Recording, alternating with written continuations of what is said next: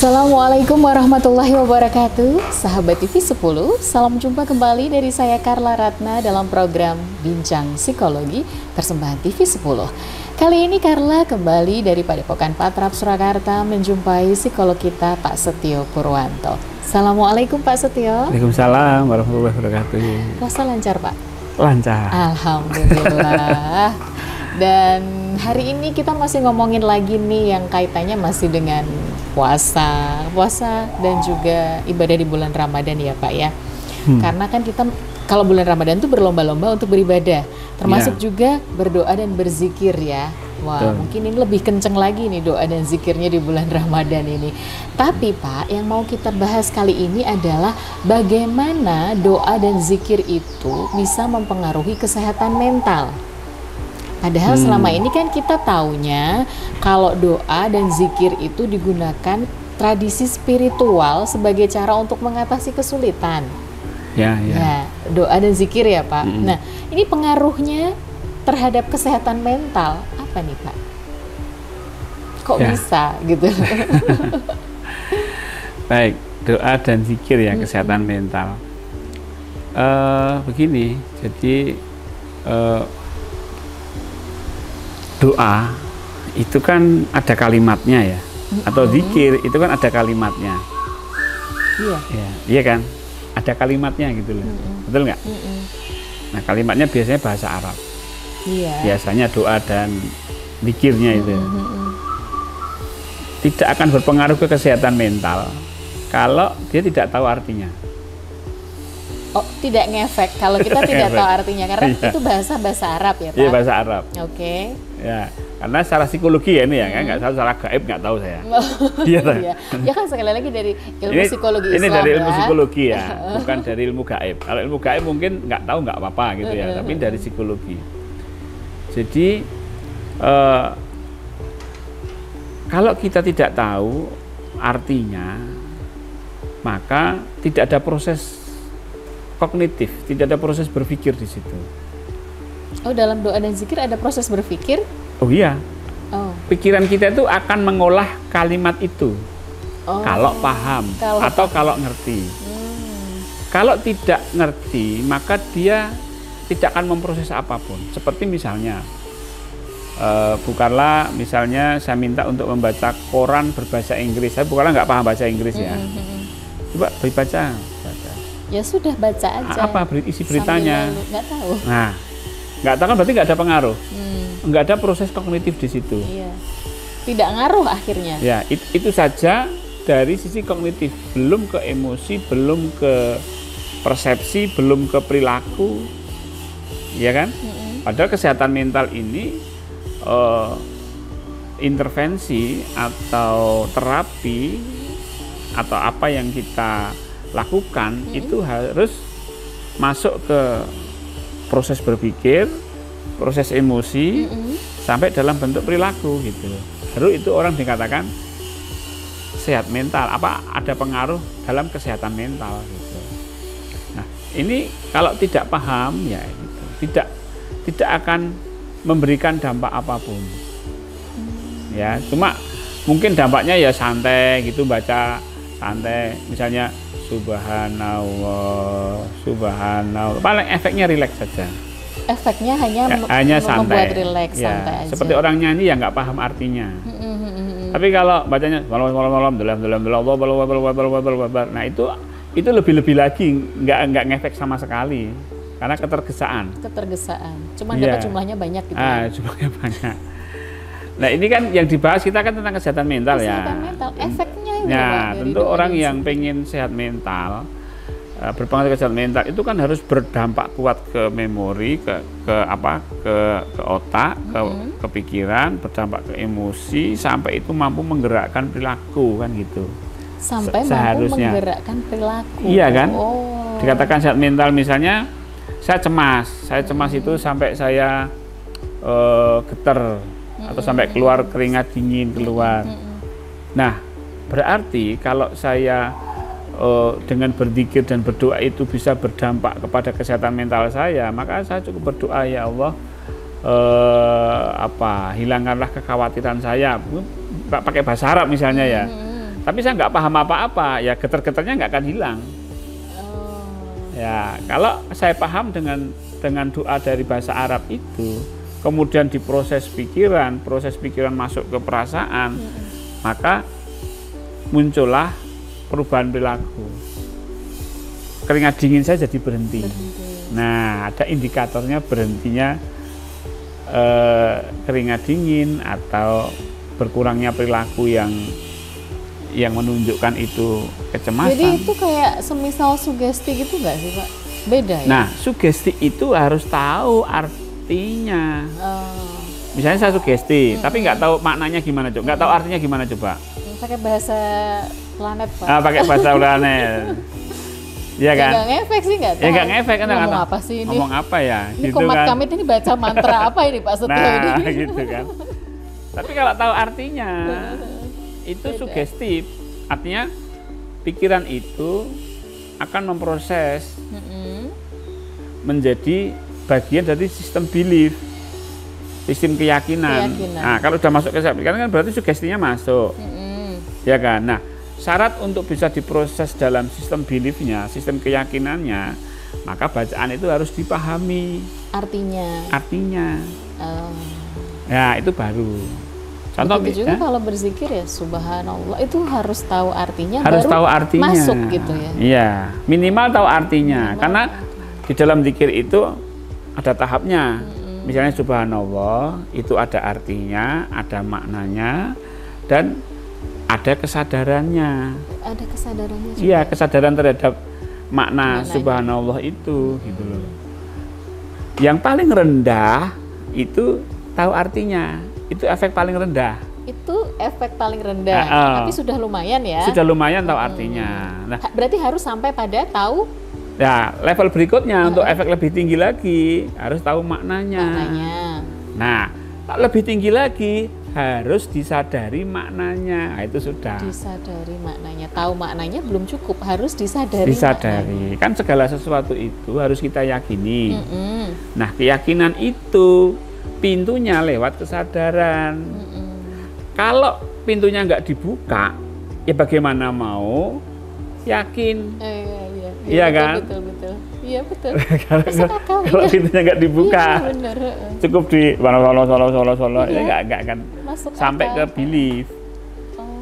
Kan sampai masuk ke belief, keyakinan. Nah, misalnya begini, misalnya ya rozak, kan itu doa ya, doa menyebut nama Allah yang Maha Pemberi rizki. Asmaul Husna, ya rozak. Kalau orang nggak tahu artinya, ya nggak ngefek. Tapi kalau tak artinya, oh iya ya, Allah tuh memberi rezeki. Coba itu aja. Tapi kalau tahu maknanya, iya ya, ini semua kan dari Allah. Dan disadari, oh ini semua dari Allah semua. Sadari itu berarti masa lalu, saat ini, masa depan, rezeki saya ditanggung sama Allah. Muncullah perubahan perilaku, kesehatan mental, dia lebih tenang. Oh gitu, dari kata ya rozak. Ya rozak. Ya rozak. Ini kan Asmaul Husna. Ya. Allah pemberi rezeki. Betul. Tahu artinya itu atau artinya? Artinya Allah pemberi rezeki. Kemudian meningkat menjadi tahu maknanya. Nah, makna kemudian disadari. Oh iya, disadari bahwa memang ya semua rezeki itu dari rezeki, Allah. Masa lalu, sekarang dan masa depan tuh aku sudah ditanggung sama Allah. Nah, ketika itu muncullah ketenangan. Di situ sehat mentalnya. Nah, sehat mentalnya di situ, pengaruh zikir doa itu di situ. Nah, ini kan memang metode kesadaran ini yang sekarang ini sedang booming ya. Cuma sadarnya masih sadar alam semesta. Iya, betul. Sadar ya sebatas penciptaan Allah lah. Sadar yang terlihat. Ya, sadar pikiran, sadar perasaan. Nah, di dalam Islam itu menyadari Allah yang apa? Yang memberi rezeki. Sampai pada level perbuatannya Allah. Tidak hanya Allahnya saja sebagai zat. Tidak hanya sifatnya saja ya yang rozak. Tapi sampai pada af'alullah. Sampai pada perbuatannya Allah. Gitu loh, aku sampai kita menyadari Allah tuh bagi duit bahasanya gitu loh. Yang ngasih duit ini Allah. kalau pemberi rezeki kan, oh iya ya Allah ngasih rezeki ya. Itu Jadi hanya itu aja. itu gitu. sifat aja. Oh itu sifat aja. Itu sifat. Pemberi Kalau rezeki. sampai oh yang ngasih duit saya ini Allah ya. Nah itu sudah kesadaran terhadap perbuatannya Allah. Nah saya masuk sampai ke situ. Nah itu sampai kepada level af'al. Bukan hanya sifat dan zat. Zat itu nama. Zat bukan nama ya. Zat itu adalah wujudnya. Wujud ini pasti punya sifat. Sifat ini punya perbuatan. Nggak mungkin sifatnya itu pemberi rezeki, tapi afalnya kok nggak memberi, kan nggak mungkin. Pemberi rezeki pasti afalnya memberi. Nah kita kesadarannya sampai pada, nah kesadaran terhadap Allah memberi itu akan menenangkan hati kita. Nah kesehatan mental. Efek hati tenang, mentalnya sehat. Betul sekali. Masuk akal sekali. Baik, lalu bagaimana nanti kita seharusnya dalam berdoa dan berzikir agar mendapatkan kesehatan mental atau pengaruhnya terhadap kesehatan mental kita agar memang lebih maksimal ya Pak ya? Iya. Jangan kemana-mana, tetap bersama kami di Bincang Psikologi Persembahan TV 10. Kami segera kembali setelah jeda.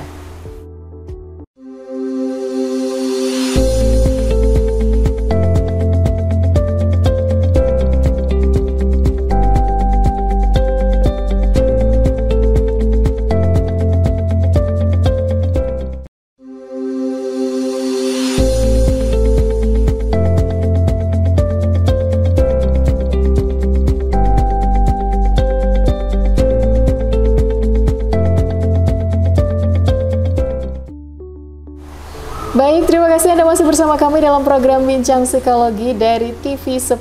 Masih ada saya, Carla Ratna, dan psikolog kita Pak Setio Purwanto. Hari ini kita mengupas tentang bagaimana doa dan zikir itu mempengaruhi kesehatan mental. Kalau dari lama kita sih sudah tahu ya Pak, bahwa kedua hal ini, zikir, doa, itu mengatasi kesulitan. Ya, tapi konteksnya tadi dijelaskan secara rinci seperti itu, alurnya itu seperti itu. Jadi harus tahu dulu minimal artinya baru ngefek. Ya Pak, baru kita believe gitu, ada keyakinannya itu. Kalau enggak ya percuma saja dikasih afirmasi dari Pak Setio, dikira nanti dianggap baca mantra malah ya. Ini dari sudut pandang ilmu psikologinya seperti itu. Kemudian Pak, itu tadi penjelasan ilmiah ya Pak ya, kalau boleh dibilang. Penjelasan ilmiah dampak dari zikir terhadap ketenangan pikiran dan hati yang efeknya ke kesehatan mental. Lalu bagaimana untuk kita bisa seperti itu Pak? Bisa mendapatkan kesehatan mental dari doa dan zikir? Ya, tentu kalau kita itu berangkat dari tidak sehat, ya kan? Nah, tidak sehatnya itu apa gitu loh. Tidak sehatnya itu apakah cemas, apakah depresi, apakah stres, apakah apa gitu. Coba di ini, apakah ketakutan? Takut itu kan banyak ya. Takut ekonomi, takut masa depan, takut kematian, takut banyak ininya. Nah, sebaiknya doa maupun zikir itu disesuaikan dengan kebutuhan. Oh, doanya disesuaikan dengan kebutuhan. Iya, kebutuhan. Misalnya tadi ya Rozak, kalau ada kekhawatiran dagangan saya laku enggak ya, atau nanti kedepannya gimana ya, rezeki saya gimana ya. Nah itu harus digempur dengan ya Rozak, tapi dengan kesadaran ya. Dengan kesadaran bahwa ya Rozak itu ya pemberi rezeki, bahkan sampai rezeki yang kita terima ya itu adalah dari Allah. Dari Allah. Jadi nanti itu akan mengobati khawatirnya. Jadi disesuaikan dengan kebutuhan. Betul, dengan kita kebutuhan. Butuhnya apa? Butuhnya tenang secara ekonomi, zikirnya ya Rozak, begitu Pak? Iya. Konteksnya. Iya. Oh. Tapi saya nggak hanya Rozak aja, ya Goni juga bisa. Ya Rahman, ya Fatah, pembuka rezeki, ya banyak ininya. Nah, itu kan formula-formula itu kan disadari. Sebenarnya ulama-ulama dulu itu sudah membuat formula itu gitu loh. Cuma pada level saat ini, pada level banyak orang itu pokoknya dibaca aja gitu loh. Hanya sekedar membaca saja. Nggak dimengerti loh, baca 1000 kali ya. 1000 kali. Tercapai sudah 1000 kali, tapi ya sudah hanya sebatas membaca. Itu nggak ngefek. Oh. Coba kalau 1000 kali, tapi tahu artinya, kemudian dimaknai artinya, maknanya disadari. Nah, itu ngefek. Betul ngefek. Betul ngefek. Dagangan itu jadi laris.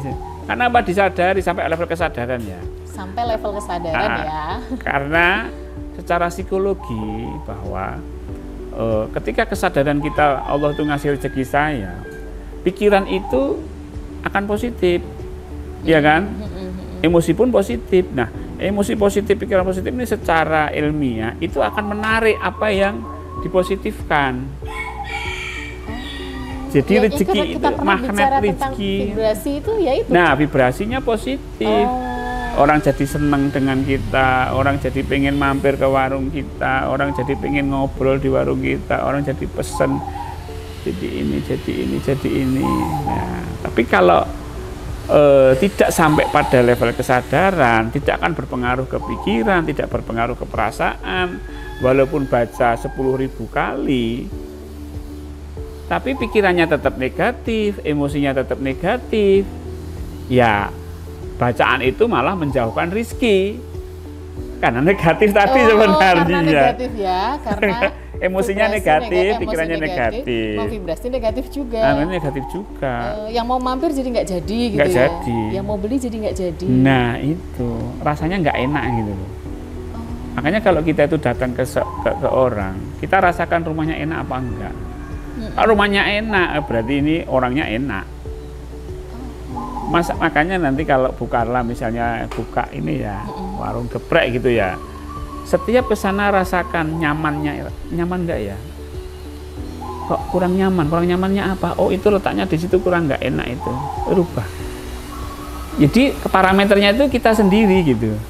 Oh iya kan, parameternya kita sendiri. Kalau kita nyaman di situ, nah berarti itu. Nah untuk bisa merasakan nyaman itu kan berarti kita harus punya radar positif toh. Artinya perasaan kita ya positif, pikiran kita ya positif, sehingga untuk ngecek ini enak apa enggak enak itu kan akan terpantul gitu loh. Ini mejanya taruh di situ aja. Orang nggak tahu. Tapi kita yang punya, Mbak Carla yang punya itu tahu ini nggak enak. Betul. Ternyata setelah itu pindah, orang pada suka duduk di situ. Nah gitu. Jadi setiap kita rasakan, makanannya dirasakan, ininya dirasakan, suasana dirasakan. Orang datang kita rasakan dia nyaman apa enggak.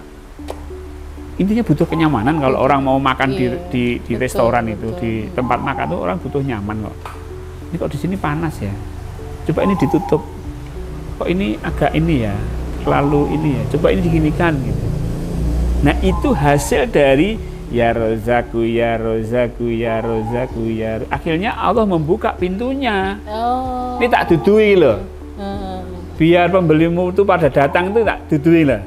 Karena dia nggak suka ini gitu. Ditunjukkan. Ya, tapi kalau di sini itu nggak ada ini positif gitu ya. Hanya mentalnya negatif. Lalu aja gitu ya. Iya, contoh gini lah sederhana. Tiap hari sudah 10.000 loh zikirnya gitu. Nah, tapi ada pengaruh kan. Nah, bisa jadi nantinya begini. Ada orang makan nggak habis. Dia malah seneng nggak habis. Bisa untuk pakan ayam, bisa untuk ini misalnya. Padahal itu adalah tanda negatif. Kenapa orang kok nggak suka ini ya nggak habis ya? Kenapa gitu loh. Nah, kalau emosinya negatif, membaca ini jadi senang. Tapi kalau emosinya positif, jadi bertanya, kenapa? Jadi dia akan lebih peka dengan kejadian-kejadian kecil yang bagi orang itu sepele, tapi bagi kita kenapa gitu? Why? Nah, nanti disitulah dia membangun lagi, mengestablis lagi, merubah lagi, memperbaiki lagi, terus itu. Nggak ada restoran laris stagnan gitu-gitu terus nggak akan berkembang. Dia akan merubah ini, tambah lampunya, tambah ini, kursinya diganti, ini sudah waktunya ganti, terus ini MMT sudah pada kusem kayak gini, ganti yang lebih baru, lebih fresh, terus inovasi terus. Karena itu tadi, ya rozaku, ya fatah. Ditunjukkan jalannya ya. Ditunjukkan jalannya sama Allah. Nah, sehingga itu dari sisi rezeki ya, sebenarnya dari sisi kesehatan mental pun sama. Kadang-kadang kalau kita tidak tahu artinya, misalnya dalam konteks kesehatan mental itu kan zikir yang sering dibaca apa ya, ya Rahman ya Rahim ya, kasih sayang gitu kan. Bisa kalau kita sering membaca kasih sayang Allah, maka persepsi terhadap dunia, persepsi terhadap lingkungan dia itu dia akan berubah. Mungkin dia pertama seudon dulu sama orang lain, setelah membaca ya Rahman, ya Rahim, ya Rahman, disadari bahwa semuanya kasih sayang Allah. Awalnya menyangka orang itu negatif, seudon. Akhirnya, loh, semua kan dari Allah yang maha pengasih dan maha penyayang. Akhirnya dia tidak sadari, seudonnya itu hilang sendiri. Paranoidnya sembuh. Gitu ya. Loh, iya kan? Semuanya kasih sayang Allah. Iya kan? Dari berzikir itu. Dari berzikir ya Rahman ya Rahim. Jadi orang juga seneng sama dia gitu. Karena dia sudah berprasangka positif kepada orang lain, maka orang lain pun akan balik positif kepada kita. Akhirnya tidak hanya kita saja yang bahagia, tidak hanya kita saja yang sehat, orang lain juga ikut sehat sama kita itu. Kayak melihat kita itu baru melihatnya udah hayam dulu gitu loh. Iya. Kan apa? Ya Rahman ya Rahim. Nah ini kalau dimiliki oleh yang punya warung kan, ya kan? Masya Allah. Vibes-nya positif. Wah, vibe-nya positif, datang energi ini. positif, Iya. memvibrasi orang Memvibrasi lain. positif. Nah, Kesini, itu. besok kesini lagi. Sini lagi. Sehari 3 kali. Bahkan aku kesini tuh hanya pengen datang. Kalaupun makanan habis, aku sudah datang pun, itu wis minum tok itu saya sudah lega. Coba kayak gitu coba. Orang sampai kecanduan datang ke warung walaupun nggak makan nggak apa-apa. Bisa gitu ya Pak ya efeknya. Iya. Efek zikir itu sampai Efek gitu. zikir. Zikir doa itu sampai segitu. Tapi harus itu satu sesuai kebutuhan. Ya. Yang kedua ya itu tadi harus tahu minimal artinya. Artinya Memaknai. ayat kan Iya. dibaca. Bacanya diartikan. Artinya dimaknai. Artinya dimaknai. Maknanya disadari. Nah, dah levelnya. 4 level ya. Anda sampai di level mana? Tapi semuanya berproses kan ya, Pak, Semua ya? berproses. Semua berproses. Tidak ada yang instan. Meskipun mie instan pun masih harus dimasak kan ya Pak? Betul. Hampir 30 menit Pak Setio, ada yang mau disampaikan untuk sahabat TV 10? Baik. Jadi apa yang disunahkan Rasulullah di dalam doa dan zikir itu sangat luar biasa. Ulama-ulama kita itu sudah membuat formula-formula yang luar biasa. Beliau-beliau ini pakai kesadaran, tidak hanya dibaca saja ketika membaca itu. Maka dampaknya ke beliau walaupun nggak bekerja, kadang-kadang kita lihat rezekinya ngalir kayak sungai gitu ya. Nah, apa rahasianya? Rahasianya adalah bacaan dan doa itu disadari, tidak hanya diartikan, dimaknai, tapi disadari. Mudah-mudahan kita bisa mencapai proses itu. Masya Allah, luar biasa. 4 level ya, ingat ya. Kebanyakan umat muslim yang hanya menjadikan zikir sebagai ritual keagamaan saja, namun tidak mau memahami makna dari zikir itu sendiri. Padahal jika ditinjau dari maknanya, sungguh luar biasa jika kita dapat menghayati dan memaknai setiap kalimatnya. Implikasinya akan tercermin dalam perilaku atau emosi yang ditampilkan dalam kehidupan. Oke, 4 level ya, jangan lupa. Terima kasih Pak Setio untuk Sama-sama, ilmunya. Semoga Bu bermanfaat Carla. untuk sahabat TV 10. Amin, amin. Saatnya saya, Carla Ratna, Pak Setio, dan seluruh kru yang bertugas undur diri. Mohon maaf jika ada yang kurang berkenan. Betul. Sampai jumpa lagi insya Allah di lain kesempatan. Terima kasih sudah membersamai kami. Pastikan Anda selalu bersama kami di TV 10, inspirasi dan edukasi. Wassalamualaikum warahmatullahi wabarakatuh. Sampai jumpa.